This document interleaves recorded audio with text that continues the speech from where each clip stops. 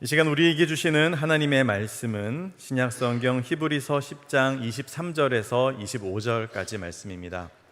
히브리서 10장 23절에서 25절까지 말씀을 제가 봉독하겠습니다. 하나님의 말씀을 들으십시오. 또 약속하신 이는 미쁘시니 우리가 믿는 도리의 소망을 움직이지 말며 굳게 잡고 서로 돌아보아 사랑과 선행을 격려하며 모이기를 패하는 어떤 사람들의 습관과 같이 하지 말고 오직 권하여 그날이 가까움을 볼수록 더욱 그리하자. 아멘.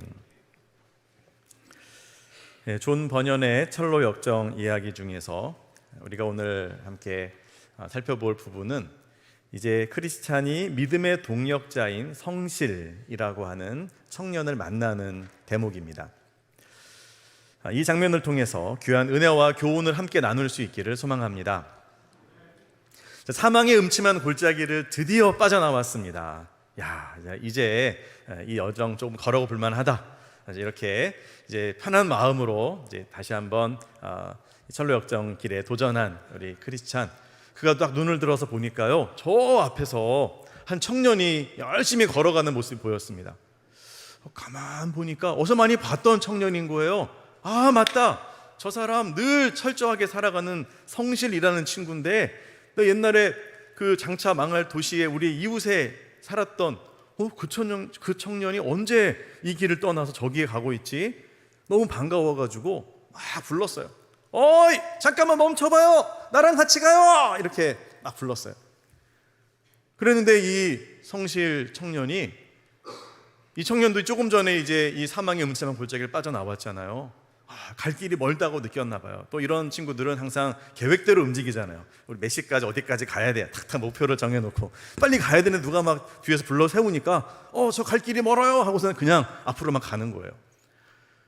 그 모습을 보니까 크리스찬이 막 화가 나는 거죠. 아니, 내가 불렀으면 서야지, 왜 그냥 가? 나를 무시해? 막 이런 생각도 들고, 또 경쟁심이 막 이렇게 유발이 되는 겁니다. 그래서 내가 먼저 이 길을 출발했는데 네가 앞에 가면서 멈추지도 않네? 내가 너를 추월해야지, 이런 생각이 들어가지고 그때부터 발걸음을 몇 배로 빠르게 하는 거예요. 최대 속도로 막 빠르게 걸어가지고, 여러분 경보하는 모습 보셨습니까? 경보. 뛰면 안 되고 걷는데 최대한 빨리 걷는 약간 그런 모습이지 않았을까요? 막 이렇게, 어쨌든 최대한 빨리 앞으로 전진을 해서 드디어 이 성실 씨를 딱 따라잡았어요. 자, 그러면 거기서 멈추면 좋은데요, 멈출 마음이 없었습니다. 내가 더 앞서갈 거야. 그리고는 계속해서 앞질러서 쭉 앞서서 갔죠. 자, 그러면서 크리스찬의 마음에 어떤 생각이 들었냐면, 그래, 나중된 자가 먼저 된다고 했지, 내가 지금 뒤에 있다가 너를 추월했어. 내가 누구야? 나 크리스찬이야. 이러면서 내가 네 선배야, 이러면서 당당하게 앞으로 나섰습니다. 이렇게 쾌재를 부르면서 헛된 영광의 미소를 띠는 그 순간 실수를 하고 맙니다. 기쁜 나머지 앞에 있는 길을 제대로 보지를 않은 거예요. 거기 이만한 돌뿌리가 있는 걸 못 보고 탁 걸려가지고서 보기 좋게 그냥 꽈당 하고 넘어지고 맙니다. 근데 얼마나 심하게 넘어졌는지 도대체 일어나지를 못하겠는 거예요. 또 막 거기 막 그 길이 험하니까 여기에 막 군장이 끼고 막 이러면서 자기 힘으로 아무리 버둥거려도 일어나지지를 않는 거예요. 세상에 이렇게 창피할 수가. 여러분, 길 가다가 꽈당 넘어져서 못 일어나 본 적 있으십니까? 일어나기가 너무 창피한, 지금 이 크리스찬이 그런 모습이었던 것 같아요. 근데 혼자 힘으로 일어설 수가 없는 거예요. 계속 끙끙대고 있는데 뒤따라오던 성실 씨가 그거를 보고 얼른 달려와서 부축해서 일으켜 줍니다. 괜찮으세요? 아까 저를 부르셨을 때 제가 갈 길이 급해서 누군지 제대로 확인도 못하고 그냥 갔네요. 아이고, 미안합니다. 그리고 생각해 보니까요, 서로 도우면서 같이 걸어가는 게 좋을 것 같아요. 누가 먼저 도착하느냐가 중요한 게 아니라 함께 완주하는 게 중요하니까요, 하면서 크리스찬을 위로했습니다. 자, 크리스찬은 성실 씨의 도움으로 다시 일어설 수 있었고요. 그때부터 이 두 사람이 같이 여정을 함께 하게 되는데요, 참 마음을 터놓고 대화하면서 정말 서로를 의지하는, 정말 둘도 없는 친구 사이가 되었어요. 비온 뒤에 땅이 굳어진다고 하죠. 서로만 경쟁했던 이 두 사람이 이제는 정말 친한 친구가 돼서 서로의 신앙을 격려하고 또 위로하면서 함께 걷게 되었습니다. 자, 크리스찬은 자신의 헛된 경쟁심, 이 우월감이 얼마나 부질없었는지를 깨닫게 되었을 겁니다. 여러분, 우리의 삶 속에서, 우리의 가정에서, 일터에서 이럴 때는 없습니까? 서로 경쟁하고 남들보다 더 앞서 나가려고 이렇게 애를 쓰다 보면 종종 이 함께라는 단어의 무게와 가치를 잃어버릴 때가 있죠. 우리가 읽은 히브리서 본문에서는 하나님께서 우리에게 무엇을 말씀하십니까? 믿는 도리의 소망을 움직이지 말며 굳게 잡으라. 자, 우리의 소망이 뭐냐? 우리가 뭘 믿고 있느냐? 무엇을 향해 나아가고 있느냐? 이 목표를 정확히 확인하라는 거예요. 나 혼자 천국 가는 게 목표가 아닌 거예요. 여러분, 왜 교회 다니십니까? 천국 가려고요? 아닙니다. 교회는 천국 가려고 다니는 게 아니라 예수 그리스도를 믿고 구원받은 천국 가게 된 성도들이 함께 믿음 생활하며 함께 천국 가기 위해서 서로를 격려하기 위해서 우리가 교회에 모이는 거죠. 또 그 하나님을 예배하고 찬양하기 위해서 모이는 거 아닙니까? 자, 그래서 나 혼자만이 중요한 게 아니라 함께가 중요한 거죠. 히브리서는 말씀하십니다. 이 소망을 움직이지 말며 굳게 잡고 서로 돌아보아 사랑과 선행을 격려하라. 격려한다는 게 뭐예요? 잘한다고, 칭찬해주고, 위로해주고, 할 수 있다고 힘을 불어넣어주고 이런 거잖아요. 이것이 교회 공동체가 해야 할 마땅한 바라는 겁니다. 사도 바울은 빌립보서에서 뭐라고 말씀합니까? 빌립보서 2장 3절 말씀입니다. 아무 일이든지, 자, 무슨 일을 하든지 간에 어떤 마음으로 해야 되느냐? 다툼이나 허영으로 하면 안 된대요. 서로 막 경쟁하고 싸우고 또 헛된 영광을 구하면서 이렇게 해서는 안 된다는 거죠. 그럼 어떻게 해야 됩니까? 오직 겸손한 마음으로 각각 자기보다 남을 낮게 여기래요. 나도 훌륭하지만 당신은 더 훌륭하십니다. 상대방을 인정해주고 높여주는 이런 겸손함이 필요하다는 거죠. 옆에 있는 분들에게 이렇게 축복할까요? 저보다 훨씬 나으십니다. 혹시 속으로는 그렇게 생각 안 하면서 그러시는 거 아니죠? 진심입니다. 네. 뭐 내가 더 나은 부분도 있겠지만요, 상대방이 나보다 훨씬 나은 부분이 분명히 있거든요. 그 부분들을 보라는 거죠. 아, 저분은 저렇게 기도를 잘하셔, 저렇게 잘 섬기셔, 저렇게 성품이 온유하고 다른 사람을 품어주셔, 나는 정말 그러지 못할 것 같은데, 그 장점들을 보고 인정해주는 그런 공동체를 이루라는 거예요. 여러분, 참된 신앙생활을 하려면 어떻게 해야 될까요? 각자가 맡은 역할을 주님을 위해서 충성을 다하고 섬기는 것 필요합니다. 그런데 그것만이 다가 아니라는 거죠. 겸손한 마음으로 다른 동역자들을 돌아보고 섬기는 이것이 중요한 부분입니다. 자, 그러니까 우리가 다른 성도들을 또 다른 이들을 경쟁자로 여길 것이 아니라 뭐로 봐야 된다고요? 동역자로 봐야 된다고요. 우리 서로가 서로에게 믿음의 동역자가 되는 은혜가 있기를 바랍니다. 동역자로 인식하는 함께가 중요한 거예요. 함께 가야죠. 심지어는 교회 안에서도 그렇습니다. 주님을 위해서 함께 예배하고 섬기다 보면 개인 간에 또는 부서 간에 서로 불필요한 경쟁들을 할 때가 있어요. 우리 부서가 더 예산을 많이 받아와야 되고, 우리 부서가 더 인정받아야 되고, 막 뭔가 이런 마음들이 과하다 보면 이런 것들이 막 충돌이 생기죠. 그래서 우리 부서 물건 다른 부서에서 빌려달라고 그랬더니 안 돼요, 망가뜨리면 안 돼요, 안 빌려줘요, 막 이렇게 계속 막 감싸고 뭐 이러기도 하고, 정말 시기 질투로 인한 갈등들 생길 때가 간혹 있습니다. 대부분은 안 그렇지만 간혹 있어요. 특히 항존직 선거를 하게 되면 이런 인간적인 경쟁이 일어나기도 합니다. 자, 그러다가 내가 바랬던 직분을 받지 못하게 되면 어떤 마음이 들겠어요? 섭섭하죠. 아니, 내가 그렇게 이 교회 오래 다녔고, 내가 꾸준히 정말 헌금도 하고 봉사도 하고 이렇게 뭐 하나 내가 모자른 부분이 없는데 왜 사람들이 나를 인정을 안 해줘? 왜 나한테 표를 안 줬어? 이럴 수가 있어? 야, 진짜 나한테 그렇게 웃으면서 인사하더니 표는 안 찍어주네? 이러면서 섭섭해지는 거죠. 그러다 보면 시험에 빠지는 거예요. 사람들 얼굴도 보기 싫은 거예요. 교회도 나가기 싫은 마음이 막 드는데 그거를 꾹꾹 참고 그러지 말아야지 하고서 이제 마음을 추스리는데 그때 꼭 끼어드는 사람들이 있습니다. 사람들이 또 문제예요. 전화를 해서는 굳이 안 해도 되는 이야기들을 하는 거죠. 당신이 이번에 됐어야 되는데 안 돼가지고 너무 섭섭하다고, 자기도 안 찍었으면서 말은 막 그렇게 막 하면서, 그러면서 뭐라고 얘기합니까? 당신이 아니라 꼭 저기 되지 말아야 될 사람들이 됐다고 막 하면서 뭐 카더라 통신, 누가 이랬대더라 저랬대더라 이런 말 했대더라 막 이런 말을 옮겨댑니다. 여러분, 이런 말을 듣다 보면요, 웬만한 사람은 다 시험 듭니다. 다 마음이 섭섭해지고, 그전엔 괜찮았는데 그 통화하고 나선 더 마음이 안 좋고, 그 다음에 진짜 사람들 보기 싫은 거예요. 이제는 봉사도 하기 싫고, 내가 교회를 다녀도 이 교회는 아니다. 더 심한 경우는 아예 신앙생활을 접어버리는 경우도 생겨요. 여러분, 이 사람의 경쟁 심리, 이 시기심, 이 모함하는 말들, 결코 이게 만만한 상대가 아니라는 거예요. 누구도 넘어뜨릴 수 있어요. 어느 수도사가 더 귀하게 쓰임받는 성자가 되고 싶어서 리비아 사막을 수도하면서 걸어가기로 결심했습니다. 자, 그 수도의 길을 쭉 걸어가는데 이제 이 마귀의 졸개들이 난리가 난 거예요. 이걸 막아야 되겠다. 그래가지고 이 순례자의 발걸음을 되돌리려고 여러 가지로 유혹을 합니다.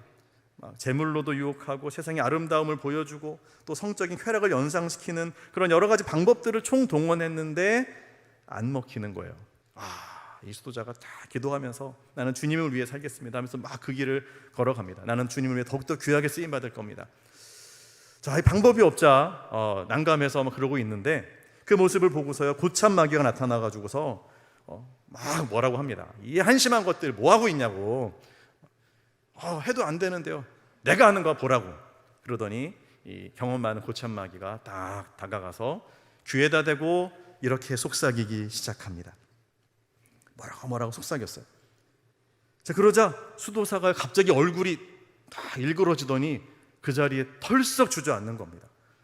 그러더니 막 분을 내더니 이럴 수가 없다고 막 이러면서 뭐 수도사고 뭐고 다 그만두고 다 때려치고 집으로 가버렸어요. 와, 어떻게 무슨 말을 했길래? 그래서 막 졸개 이 마귀들이 역시 선배님이십니다 막 이러면서 무슨 말을 하신 거예요? 막 물어봅니다. 그러자 이렇게 대답을 합니다. 뭐 별거 아니야.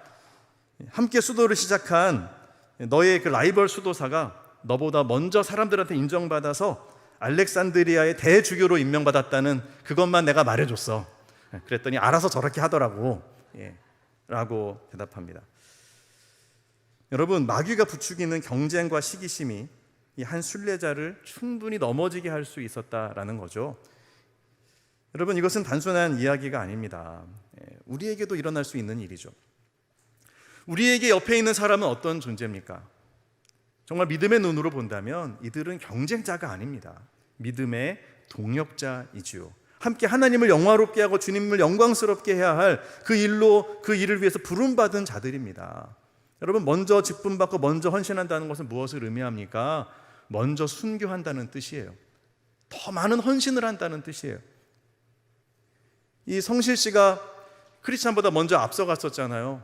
이 철로역정에서 보면 이 성실 씨가 중간에 먼저 순교합니다.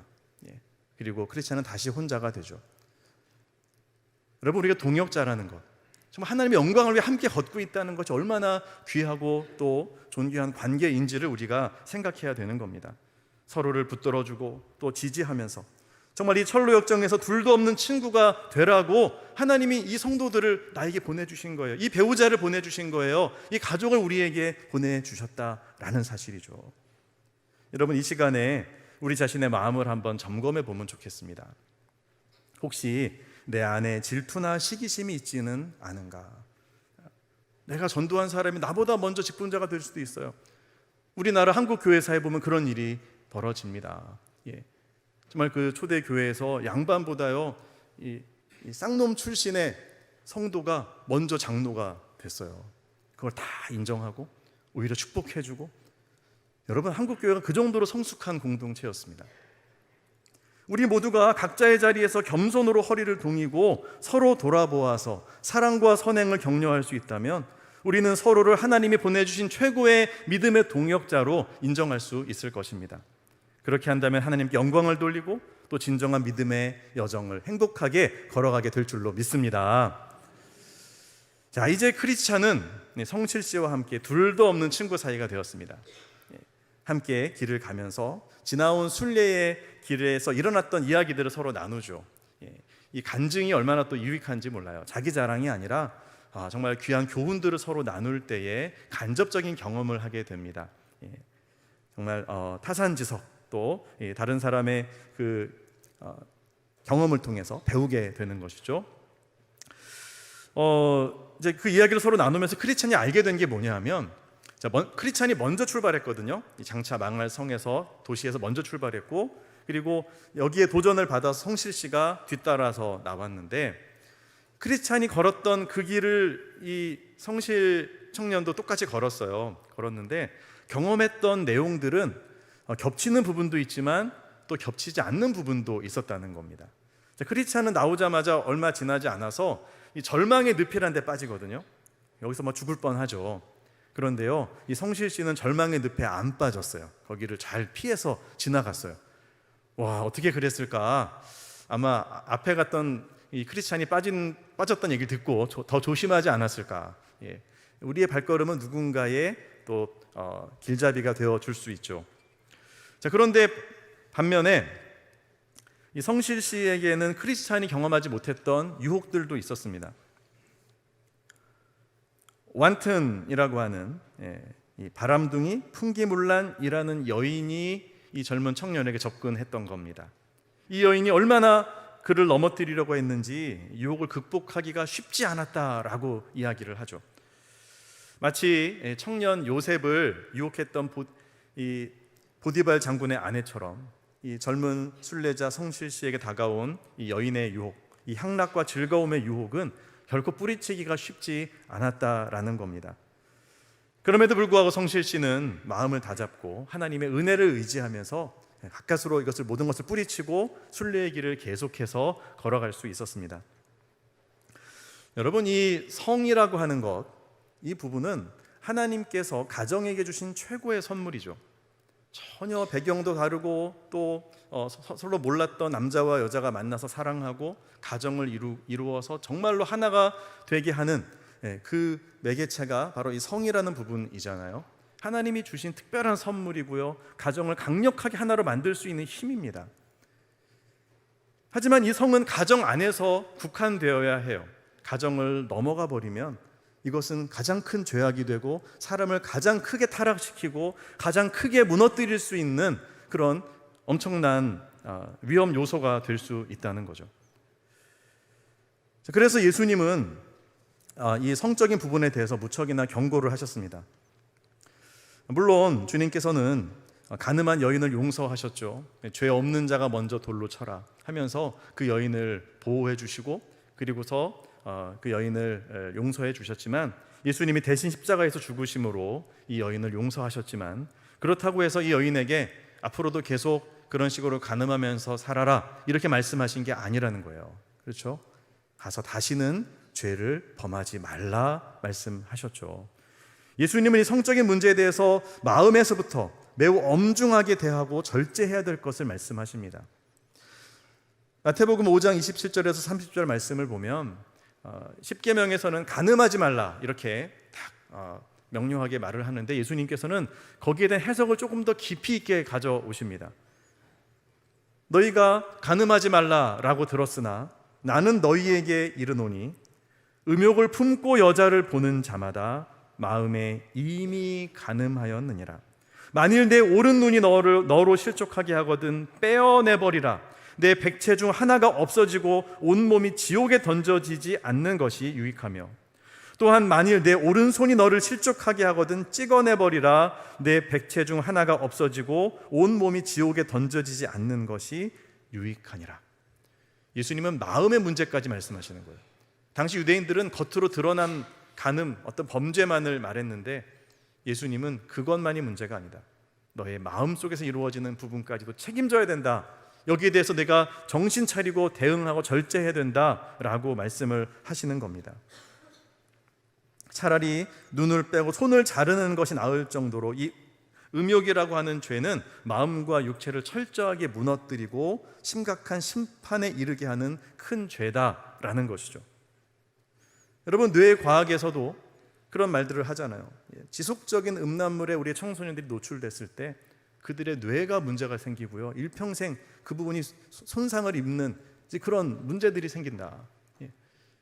여러분, 이 음란의 문제는 단지 뇌의 문제만이 아니라 정말 그 삶과 영혼을 무너뜨리는 엄청난 파괴력을 가지고 있습니다. 그럼에도 불구하고 이런 유혹에 너무도 쉽게 빠지는 지혜 없는 젊은이들이 있어서 여기에 대해서 잠언 말씀에서 경고하시죠. 잠언 7장 7절에서 26절입니다. 어리석은 자 중에 젊은이 가운데 한 지혜 없는 자를 보았노라. 그가 거리를 지나 음녀의 골목 모퉁이로 가까이 하여 그의 집 쪽으로 가는데.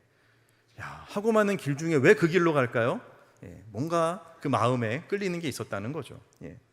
이 음녀의 골목, 그 창녀가 있는 그 근처로 지나가는 겁니다. 아니나 다를까 어떻게 합니까? 그때는 저물 때 황혼 때 깊은 밤 흑암 중이라 그때의 기생의 옷을 입은 간교한 여인이 여러 가지 고운 말로 유혹하며 입술에 호리는 말로 꿰물어. 오빠 놀다가 막 이랬겠죠? 네. 온갖 말로 꿰이는 겁니다. 여러분, 옛날에는 그렇게 그런 위험한 장소를 지나가면 그런 유혹에 빠졌지만 요즘은요, 여러분 들고 있는 스마트폰으로 시도 때도 없이 그런 유혹에 접할 수 있는 그런 환경이 되었습니다. 우리의 청년들 또 청소년들까지, 아니 심지어는 초등학생들까지 그런 유혹에 무방비 상태로 노출되어 있다는 것을 우리가 알아야죠. 자, 그럼 어떻게 되었습니까? 여러 가지 고운 말로 유혹하며 입술에 호리는 말로 꿰물어 젊은이가 곧 그를 따랐으니. 아무런 안전장치가 없어요. 곧바로 기다렸다는 듯이 알았어요 하고 바로 따라갔다는 거예요. 어떻게 되었습니까? 그 결과가 소가 도수장으로 가는 것 같고 미련한 자가 벌을 받으려고 쇠사슬에 매이러 가는 것과 같도다. 필경은 화살이 그 간을 뚫게 되리라. 그 한 번의 실수가 뭐 대단한 일이겠어 싶지만 그렇지 않다는 거예요. 여러분, 가정이 이런 일로 깨질 수 있어요. 한 번의 실수가 아니라 가정 전체를 파탄시키고 무너뜨릴 수 있는 엄청난 파괴력이 있다는 것을 우리가 분명하게 생각해야 됩니다. 그 결과가 무엇인지 잠언은 말씀하십니다. 잠언 6장 26절, 음료로 말미암아 사람이 한 조각 떡만 남게 됨이며. 자, 남자의 관점에서 말씀하시지만 여자도 마찬가지죠. 사람이 어떻게 돼요? 한 조각 떡만 남는다. 음란한 여인은 귀한 생명을 사냥함이니라. 다 잃는다는 거예요. 재정적으로나 또 건강으로나 인격적으로나 또 영적으로나 가정까지 다 잃어버리고 한 조각 떡, 이 한 조각 떡 먹고 나면 굶어 죽게 되는 이 정도의 파산 상태에 이르게 된다는 것을 경고합니다. 이게 얼마나 무서운 일입니까? 자, 이런 유혹에서 승리하려면 그러면 어떻게 해야 될까요? 자, 기본적인 대응 방식은 뭐냐면 결혼하는 겁니다. 행복한 가정을 이루면 이 음란의 문제에서 보호를 받을 수 있어요. 고린도전서 7장 1절입니다. 음행을 피하기 위하여 남자마다 자기 아내를 두고 여자마다 자기 남편을 두라. 사도 바울은 사실은 예수님의 재림을 기다리면서 너희가 굳이 결혼하지 마세요라고 이렇게 말씀하시거든요. 그냥 독신으로 살면서 주님을 섬길 수만 있다면 그렇게 하십시오. 그것이 더 유익합니다. 여러분을 아껴서 하는 말입니다. 하지만 이 외로움을 견딜 수 없다면 그때는 혼자 있으면 안 되고 결혼해야 됩니다. 그러니까 독신의 은사가 있는 사람이 독신으로 살아야지, 독신의 은사가 없는 사람이 독신으로 살면 오히려 많은 문제가 생기는 것이죠. 자, 결혼이란 부부 생활을 의미하고 서로를 향한 평생의 사랑의 서약을 지키는 것을 말합니다. 이런 결혼을 통해서 음행에 대해서 어느 정도 안전이 보장될 수 있다는 것인데요. 다만 이것은 단순히 결혼하는 것으로 되는 것이 아니라 행복한 가정을 꾸리고 결혼 생활을 해야 보호가 되는 겁니다. 즉, 부부는 서로에게 부부로서의 부부 관계의 의무를 다해야 하고요. 한쪽에서 강제적으로 주도해서는 안 되고 서로 상대방에게 주도권을 주고 서로의 만족을 추구하는 가운데서, 상대방이 만족하도록 하는 가운데서 하나를 이루는 이제 그런 생활이 되어야 합니다. 그 말씀이 고린도전서 7장 2절부터의 말씀인데요, 가정을 향해서 주시는 너무도 중요한 말씀입니다. 제가 읽겠습니다. 남편은 그 아내에 대한 의무를 다하고, 그 의무 속에는 부부관계의 의무까지도 포함되는 거예요. 자, 여기서 남편은 몇 살까지 남편일까요? 나이가 안 나와 있습니다. 모든 연령대의 남편을 말합니다. 중년이 되고 노년이 됐다고 예외가 아니라는 거예요. 의무를 다하고 아내도 그 남편에게 그렇게 할지라. 아내는 자기 몸을 주장하지 못하고 오직 그 남편이 하며, 남편도 그와 같이 자기 몸을 주장하지 못하고 오직 그 아내가 하나니. 그러니까 서로에게 주도권을 주고 서로가 만족할 수 있는 이제 그런 함께함을 말하는 것이죠. 그러면서 뭐라고 말씀하세요? 서로 분방하지 말라. 분방이 뭘까요? 각방 쓰는 거 말하는 겁니다. 혹시 이 자리에 각방 쓰시는 분들 안 계십니까? 이 말씀 앞에서 한번 심각하게 고민해 보시길 바랍니다. 많은 이유로 각방을 쓰십니다. 그 아기가 태어나가지고 이제 엄마가 아기를 딱 끼고 남편을 근처에 가까이 못 오게 해서, 그래서 어쩔 수 없이 각방이 되는 경우들도 생기고, 또는 중년이 돼서 호르몬의 변화 때문에 또 남편이나 아내가 하도 코를 골아서 도저히 못 자겠다, 뭐 여러 가지 이유로 각방을 쓰는 경우들이 있지만 성경은 분명히 말씀하십니다. 분방하지 말라. 왜 그렇습니까? 다만 기도할 틈을 얻기 위하여 합의상 얼마 동안은 하되 다시 합하라. 이는 너희가 절제 못함으로 말미암아 사탄이 너희를 시험하지 못하게 하려 함이라. 틈을 주면 안 된다는 거예요. 부부가 서로를 지켜야 돼요. 여러분, 중년이 되고 노년이 됐다고 그냥 각방을 쓰고 상대방에 대한 책임과 의무를 다하지 않으면, 그러면 이것은 상대방 배우자를 지금 위험에 내모는 거예요. 자, 그렇게 해서 상대방 배우자가 계속 뭔가 스트레스가 쌓인다면, 여러분, 나이가 들어도요, 우리 아내들은 여전히 남편의 따뜻한 위로와 사랑한다는 말을 필요로 합니다. 우리 남편들도 아내의 사랑이 필요한 거예요. 그런데 우리 가족끼리 이러면 안 돼요 막 이러면서 서로 너무 거리를 두고 그냥 배우자를 너무 믿어요. 그냥 늘 그 자리에서 그 역할을 하겠거니. 여러분, 그렇지 않습니다. 마음은 항상 18살이잖아요. 나이는 80살이어도 마음은 18살. 여러분, 서로의 배우자에게 성경에서 말씀하시는 역할을 해주어야 서로를 보호하는 것이다 라는 겁니다. 여러분, 그러므로 결혼하신 여러분의 배우자가 아닌, 직계의 식구가 아닌 이성과 1대1로 만나서 차를 마시고 식사를 하고 단둘이서 차를 타고 어디론가 여행을 가고, 여러분 절대 그렇게 하시면 안 됩니다. 나는 나이를 먹을 만큼 먹었고요, 우리 서로 다 아는 사이인데요. 그렇지 않습니다. 초등학교 동창인데요. 더더욱 안 됩니다. 여러분, 그 자리는 배우자가 앉아야 될 자리예요. 부득불 이성을 차에 혼자 태워야 되면 제일 뒷자리에, 저 구석에 태우셔야지, 운전자 옆자리에 당당하게 태우고 그 강 큰 사람을 어떻게 해야 됩니까? 우린 아무 관계도 아닌데요. 물론 아무 관계도 아니죠. 하지만 거기서부터 시작되는 거거든요. 여러분, 틈을 주면 안 됩니다. 성경은 그렇게 말씀하시는 거예요. 노년이 되어도 부부는 각방을 쓰면 안 되고요, 늘 함께하며 서로를 보호해야 됩니다. 배우자를 모든 면에서 외로이 두지 말고 부부 생활을 이어가야 돼요. 아담이 하와를 외롭게 혼자 둬가지고 뱀이 와서 유혹한 거 아닙니까? 함께 해야죠. 한 이혼 전문 변호사의 얘기를 들어보니까 정말 수많은 이혼 케이스를 접하면서 그 변호사가 내린 결론이 뭐냐면, 이 부부관계가 정말로 중요하다요. 부부관계가 안 되면서 거기서부터 비롯돼서 밥을 안 차려주고요, 또 뭐라고 하고요, 서로 관계가 막 꼬이면서 나중에는 이제 이혼까지 가기도 하고. 이혼이 언제 제일 많은가 봤더니 40, 50대가 많고 황혼 이혼이 많대요. 40, 50대 호르몬의 변화가 생기고 갱년기가 시작되고, 그러면서 부부간에 서로 거리가 생기고, 그러면서 문제가 생기고. 또 황혼 이혼은 왜 생기나 그랬더니요, 평생 남편이 그냥 가부장적으로 아내한테 막 명령하고 막 찍어 누르고 군림하다가, 그 아내가 계속 이 정서적인 만족이 안 돼서 쌓이다가 내가 언제까지 이렇게 사나 보자. 내가 너 힘 빠지고 나면 그때 두고 보자. 막 일을 바득바득 갈다가 때가 되면 경제권도 아내가 가지고 자녀들도 다 엄마 편이고 그때 칼을 뽑아서 팍 날리는 거죠. 조심하십시오. 네. 여러분, 제가 호주에 갔더니요, 호주 어르신들은 부부가 그 노부부가 손을 꼭 잡고 해변가를 거니시더라고요. 와, 어떻게 저기 금술이 좋나 했더니 이유가 있었습니다. 호주 법은 얼마나 엄한지 이혼을 2번만 하면 아무리 갑부라도 파산한답니다. 이혼할 때 아내한테 엄청난 부분들을 떼어줘야 돼서 이혼 안 당하려고 남편들이 아내한테 얼마나 잘하는지. 그 이혼 사유 중에서 뭐가 있냐면 일주일에 한 번씩 바베큐 파티 안 해주면 그것도 이혼 사유에 들어간다. 이 정도까지 이렇게 뭔가 아무튼 여성들 중심으로 많이 사회가 돼 있다고 하더라고요. 어쨌든 이 부부가 여러분 평생 함께 서로 친밀하게 서로 사랑하면서 그렇게 나아가야 그래야 보호가 된다는 겁니다. 그러면 미혼자들은 어떻게 합니까?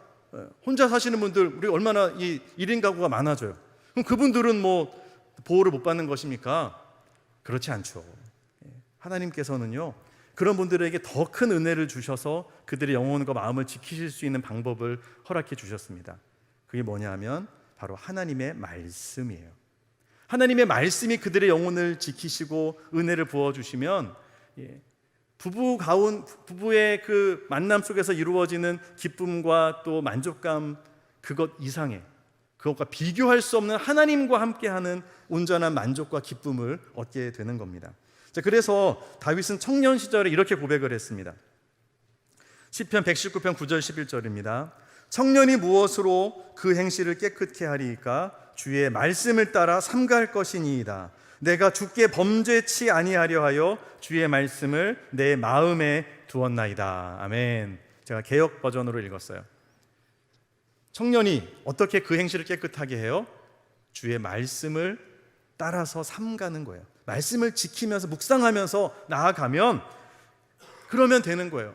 내가 주님 앞에 범죄하지 않으려고 내가 항상 주의 말씀을 내 마음에 두고 묵상하고 또 지켰습니다. 그렇게 했을 때 다윗은 그 엄청난 스트레스 상황과 쫓기는 그 억압 속에서도 믿음을 지키고 정말 순결을 지킬 수 있었습니다. 그런데 그랬던 다윗이 나중에 어떻게 됩니까? 무너지죠. 그가 왕이 되고 좀 이제 살만해지니까 긴장이 풀어지는 겁니다. 말씀을 점점 멀리하게 되고 나 혼자 다 할 수 있을 것 같고 그러다가 진짜 호되게 넘어지죠. 해서는 안 될 일을 벌이고 이거를 덮기 위해서 자기 사랑하는 부하를 전쟁터에 내보내서 죽이고 그리고 그 부하의 아내를 자기 아내로 취하는 이런 말도 안 되는 짓을 저지르고 나서도 아무도 그것을 말하지 못하는 왕권으로 다 찍어 누르는 그런 상태에 있었다는 겁니다. 이대로 놔두면 다윗은 망하는 거죠. 하나님께 버림받을 수밖에 없습니다. 그때 나선 사람이 누구예요? 나단 선지자입니다. 그가 목숨을 걸고 왕 앞에 나가서 직언을 하죠. 당신이 지금 범죄한 것이 하나님 앞에서 얼마나 큰지 아십니까? 그것을 딱 이야기했을 때 다윗이 정신이 돌아옵니다. 깨닫고 회개하죠. 그리고 돌이켜서 정말 눈물로 침상을 띄울 정도로 하나님 앞에 통곡하며 회개하며 새로운 시작을, 하나님 앞에서 새로운 신앙의 출발을 가져옵니다. 여러분, 그러니까 우리가 유혹을 이기려면 말씀이 필요한데 그 말씀을 묵상하는 것을 혼자서만 해서는 안 된다는 거예요. 믿음의 동역자들, 함께 사랑과 선행을 격려하면서 서로를 붙들어 줄 수 있는 공동체와 함께 할 때 우리는 안전할 수 있고 보호를 받을 수 있다라는 사실을 여러분 기억하시기를 바랍니다. 두 사람이 한 사람보다 나은 이유는 한 사람이 쓰러졌을 때 옆에 있는 사람이 붙잡아 일으킬 수 있기 때문이랍니다. 그런데 혼자 있어서 넘어지고 나서 아무도 붙잡아 일으킬 사람이 없다면 그 사람에게는 화가 있다라고 말씀하십니다. 여러분 배우자 옆에 방에 혼자 두지 마시고 옆에 두시기를 바랍니다. 그러다가요 갑자기 무슨 일이 나서 객사하면 어떻게 하시겠어요? 옆에서 계속 도와줘야죠. 여러분, 우리의 믿음의 성도들, 우리가 함께 서로를 격려하면서 믿음을 지킬 수 있도록 도와주어야 하는 것입니다. 여러분 우리는 스마트폰, 인터넷을 통해서 누구라도 타락할 수 있는 이 유혹에 노출될 수 있는 시대 속에 살고 있습니다. 갈수록 범죄가 많아지고 그 연령대가 낮아지는 이유가 이것과 무관하지 않죠. 많은 사람들은 자신의 마음과 영혼을 지키려 하기보다는 육체가 원하는 대로 쾌락을 쫓아 살아갑니다. 여러분, 얼마 전에 뉴스에 나오더라고요. 독일에서 이 대마를 합법화했다고. 마약을 합법화해버렸습니다. 왜 그렇게 했겠어요? 더 이상 막을 수가 없으니까. 더 이상 너무 많은 사람들이 그 대마, 이 마약에 빠져들어서 이걸 막을 수가 없어서 이걸 합법화하는 겁니다. 여러분, 세상이 이렇게 흘러갑니다. 이렇게 악하게 흘러가는 세상 속에서 거룩한 순례자의 길을 가려면 어떻게 해야 되겠습니까? 하나님의 말씀이 우리 안에 머물러서 그 말씀이 욥의 고백처럼 일정한 매 끼니의 음식보다 이 말씀이 내게 소중했고, 내가 내 눈과 언약을 맺어서 내가 어찌 처녀에게 주목하랴, 내가 음란에 내 눈을 두지 않겠습니다. 이런 결단들이 그의 안에 일어났을 때 욥은 하나님이 인정하시는 의로운 삶을 살 수 있었던 거 아닙니까? 여러분, 우리가 예수 그리스도를 구주로 고백하면서 정말 우리가 연약하고 무너질 때마다 다시 십자가 앞에 나아가고 약속하신 말씀대로 주님의 보혈로 나를 씻으시고 나를 새롭게 하심을 믿습니다 하면서 다시 믿음으로 일어설 때, 그때에만 우리는 영적인 승리를 이룰 수 있고요, 거룩한 삶을 다시 시작할 수 있는 것입니다. 이 삶은 우리가 혼자가 아니라 함께, 우리 믿음의 공동체, 여러분의 마을 소그룹, 또 여러분 남녀 선교회, 그 믿음의 교육 성도들과 함께, 동료들과 함께 할 때 우리는 이 거룩함을 이룰 수 있습니다. 가정이 있으시다면 여러분의 배우자와 함께, 식구들과 함께 이 길을 걸어갑시다. 여러분, 안전지대는 없습니다. 언제든지 다가올 수 있는 여러 가지 유혹에 대해서 우리가 하나님의 말씀으로 서로를 지켜주고 보호하면서 온전한 승리의 여정을 걸어갈 수 있는 저와 여러분들 되시기를 축복합니다. 사랑하는 성도 여러분, 크리스찬과 성실 씨가 만난 것처럼 여러분도 믿음의 동역자들이 있으십니까? 믿음의 친구들, 나의 기도 제목을 나누고 서로를 위해 정말로 기도해 줄 수 있고 붙들어 줄 수 있는 그 친구들을 만나셨으면 좋겠어요. 나는 그런 분들이 없는데요. 있습니다. 하나님이 이미 보내주셨어요. 내가 찾지 않아서 그렇고 대화 안 해서 그렇고 만나지 않아서 그렇죠. 그런데요, 그런 분들 찾았었는데 사람 때문에 제가 시험 들고 정말 낙심하고 상처를 많이 받았어요. 물론 믿음의 동역자라고 완벽하지는 않습니다. 맞아요. 사람 때문에 시험 들 수도 있어요. 진짜 우리의 믿음의 동역자는 누구세요? 우리 주 예수 그리스도이신 줄로 믿습니다. 주님이 성령으로 우리와 함께 하시죠. 그런데 그 주님께서 그리스도의 몸인 지체가 된 옆에 있는 성도들을 통해서도 우리를 만나 주신다는 사실이에요. 또 우리를 통해서도 다른 성도들을 만나주시고 위로하시고 그들을 새롭게 하신다는 사실을 우리가 잊지 말아야 되는 거예요. 그래서 우리를 이 한 교회의 공동체로 불러주시고 함께 예배할 수 있도록 만들어 주셨다는 것입니다. 여러분, 마을 모임에 그냥 내가 시간 되면 가고 귀찮아서 안 가고, 여러분 그러시면 안 돼요. 얼마나 중요한 모임인지, 얼마나 나를 지켜줄 수 있는 소중한 만남인지를 여러분 기억하시고 모이셔야 됩니다. 특히 우리 30대 그룹, 우리 드림 목장 성도님들, 우리 주보에 보면 우리 계속 빈 공백으로 이렇게 쭉쭉 메꾸고 계시는데, 여러분 이러시면 큰일 납니다. 모이셔야 돼요. 함께함으로 여러분 공동체를 이루고 또 함께 서로의 믿음을 세워감으로 말미암아서 이 순례자의 여정을 온전히 완주하는 승리의 우리 모든 성도들 되시기를 예수님의 이름으로 축복합니다. 우리 함께 찬양하겠습니다. 여기에 모인 옆에 계신 분들이 어떤 분들인지를 생각하면서 찬송가 620장 함께 찬양하겠습니다.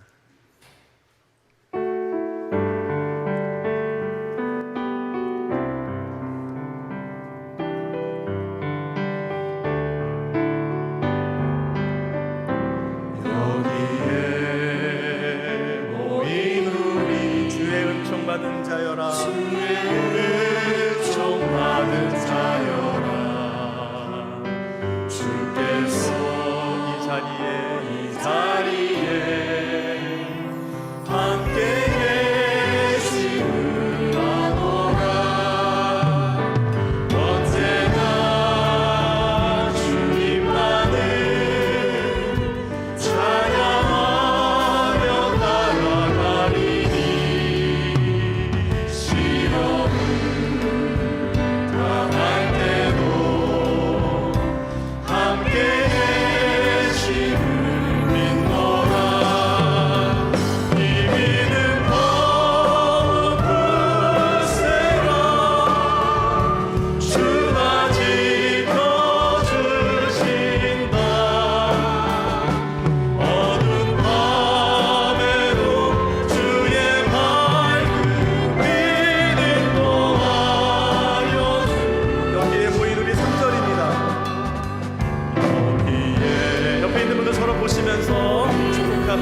사랑받는 주의 자녀라. 사랑받는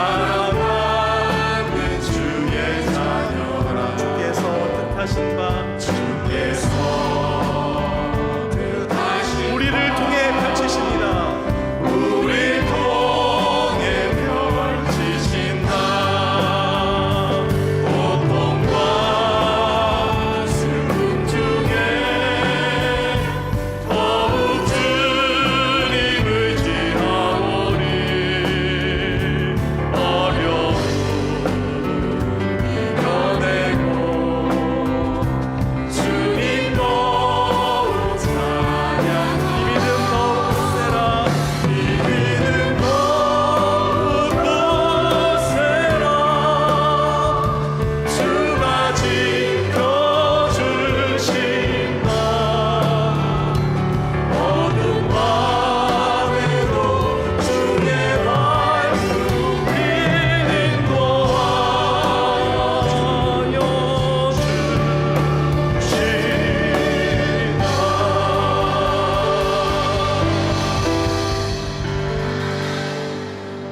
여러분, 우리가 옆에 있는 성도님들, 우리 교회를 위해서 같이 기도했으면 좋겠습니다. 여러분의 가정을 위해서 기도했으면 좋겠습니다.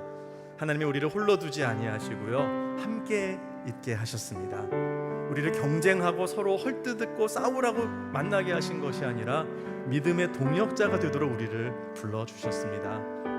이 하나님의 그 위대한 일들을 위해서 함께 일하는 동역자들, 각자의 직분도 다르고 역할도 다르지만 우리는 함께 어우러져서 아름다운 그리스도의 몸을 이루어낼 겁니다. 그게 중요한 거 아닌가요? 그렇지 않아요?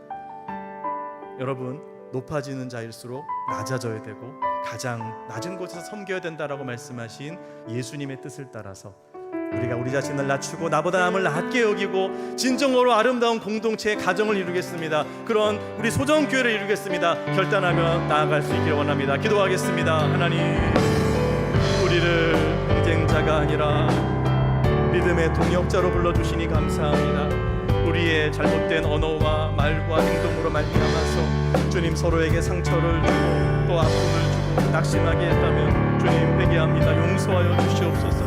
하나님, 서로를 나보다 낮게 여기고 존중하며 높이며 또 서로를 살리고 또 이기 위해서 말하고 행동하게 하시고, 하나님이여 정말로 서로가 서로를 주님 존귀히 여기며 사랑과 선행을 격려하며 서로의 장점을 보며 그들을 인정해주며 서로를 위해서 기도함으로 말미암아 아름다운 그리스도의 몸을 세워갈 수 있도록 도와주옵소서. 또한 각자에게 주신 달란트와 은사를 따라 섬김으로 말미암아 하나님의 직분과 또 봉사의 자리 속에서 그리스도의 몸을 이루어가며 하나님의 나라를 이 땅 가운데 펼쳐낼 수 있도록 역사해 주시옵소서.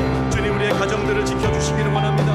너무도 아버지 타락하고 음란한 세대 속에서 가정들이 깨어지고 상처 입고 무너집니다. 하나님이여, 우리의 식구들을 붙들어 주시옵소서. 서로 소통하게 하시고 사랑을 나누게 하시고 그리스도의 평강을 경험하게 하시며 하나님께서 삼위일체 하나님을 이루신 것처럼 우리의 가정의 모든 식구들이 하나됨을 이루며 진정한 기쁨을 얻을 수 있도록 역사하여 주시옵소서. 우리 교회 공동체 마을과 또 우리 성도는 모임마다 정말로 예수 그리스도 이름만이 높여지게 하시고 주님 나보다 남을 낮게 여기며 진정으로 서로를 존귀하게 함으로 존귀히 여김으로 말미암아 아름다운 역사를 이룰 수 있도록 도와주시옵소서. 우리를 거룩하게 하시고 지켜주시고 주님 경쟁이 아니라 하나됨의 역사를 얻게 하여 주시옵소서. 하나님 아버지, 이 타락하고 음란한 세대 속에서 우리를 순결하고 거룩하게 보존하시고자 우리에게 공동체를 허락하시고 가정과 교회를 허락해 주심을 믿고 감사드립니다.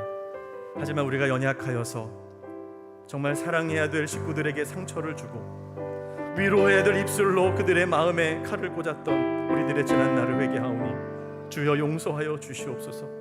하나님, 우리가 진정으로 말씀 안에 거하며 그 말씀이 우리 가운데 묵상되어지고 우리의 삶을 변화시켜서 말씀 안에서 견고히 세워진 인생으로 서로가 서로를 북돋아주고 일으키며 정말 주님 안에서 존귀한 자로 여기며 아름다운 공동체를 이루는 역사를 나타낼 수 있도록 인도하여 주시옵소서. 우리의 가정과 공동체를 회복시켜 주시고 교회가 온전히 주님 앞에 영광이 되어지는 귀한 하나님의 영광 나타나게 하여 주시옵소서. 예수님 이름으로 기도하옵나이다. 아멘.